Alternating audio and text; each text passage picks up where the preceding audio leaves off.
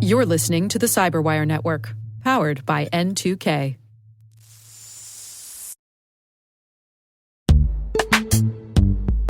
This episode is brought to you by Palo Alto Networks, the leader in cybersecurity.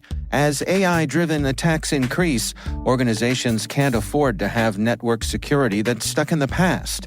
Discover how Palo Alto Networks can help you predict what's coming and proactively secure against it with a zero-trust, AI-powered network security platform built to secure whatever, whenever, wherever. To learn more, visit paloaltonetworks.com/network security platform.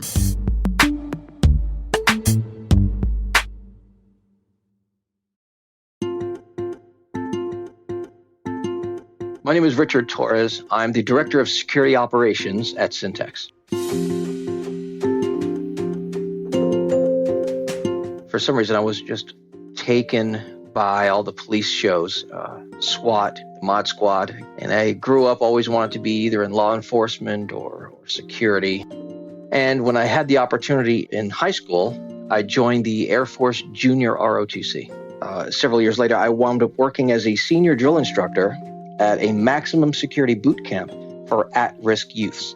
The one thing that was very, very distinctive about juvenile justice is you don't have the same tools you have working with adults. With adults, they're less concerned with treatment, and with juveniles, the way the facility is set up, it's still very secure, but it's not run at all like a prison or a jail. The idea was we have to create an environment that we could be functional in. So it was very, very different than other security positions where you are primarily focused on keeping certain things out. So it really gave me a different perspective on security.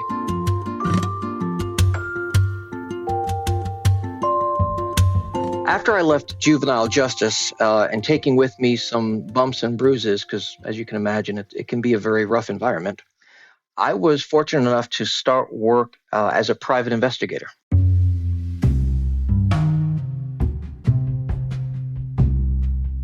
And I did that for about 5 years, working cases such as insurance fraud, injury claims, child custody cases, and I worked in that field for about 10 years.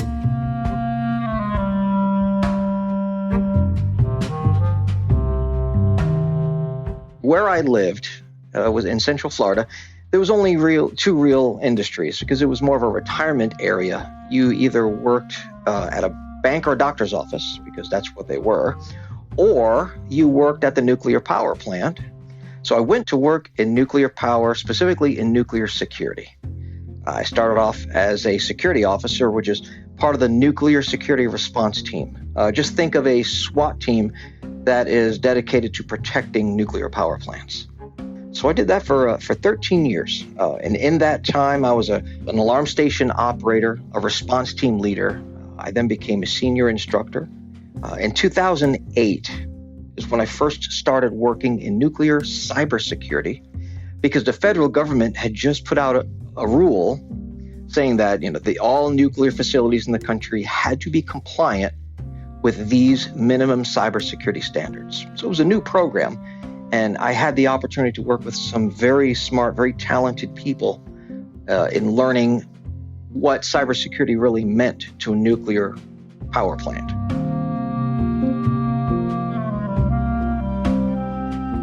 So after about 10 years of that, I left there to work as a cybersecurity engineer consultant. There, I got to work with multiple utilities in the US, Canada, UAE, and Japan, and help them set up things like their incident response program. So that was a really fascinating deviation, going from carrying a rifle and body armor to now just carrying around a laptop and thumb drive. Surprisingly, and I wasn't prepared for this when I started the job, coming from physical security, diplomacy wasn't really a requirement.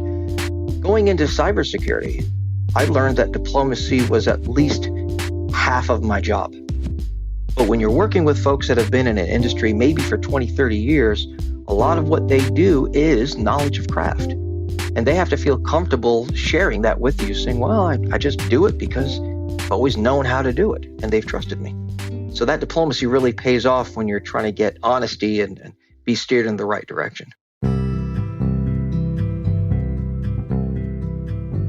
So I left the nuclear industry and now work at Syntax, which is a managed cloud hosting firm. And I'm the director of security, which includes compliance, physical security, engineering, governance and compliance, and so forth.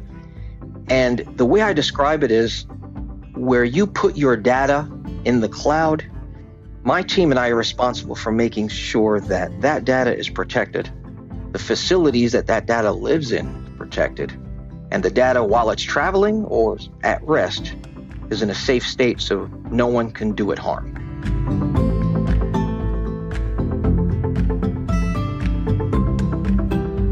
Security is always a journey. It's never a destination.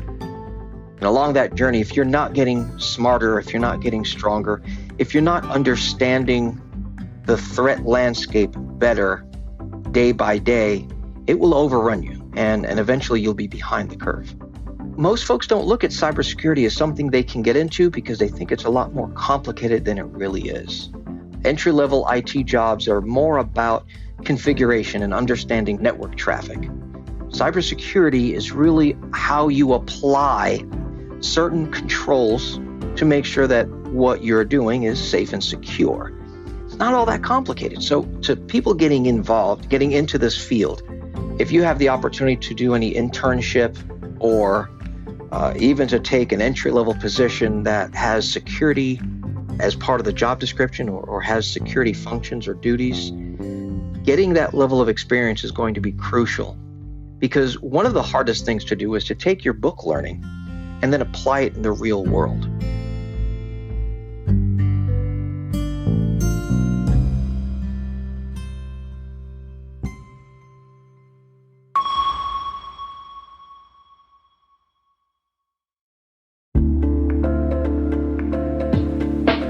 Hey everybody, I want to take a few minutes here and talk about our sponsor, Splunk. You know, you need to keep operations humming around the clock, but potential disruptions are everywhere. Splunk helps you predict problems and find and fix issues fast so you can reduce risk and ditch downtime. The world's largest enterprises rely on Splunk's unified security and observability platform to become more efficient, resilient, and innovative. With Splunk, you can react quickly, evolve faster, and be ready for anything. Stay ahead of disruptions.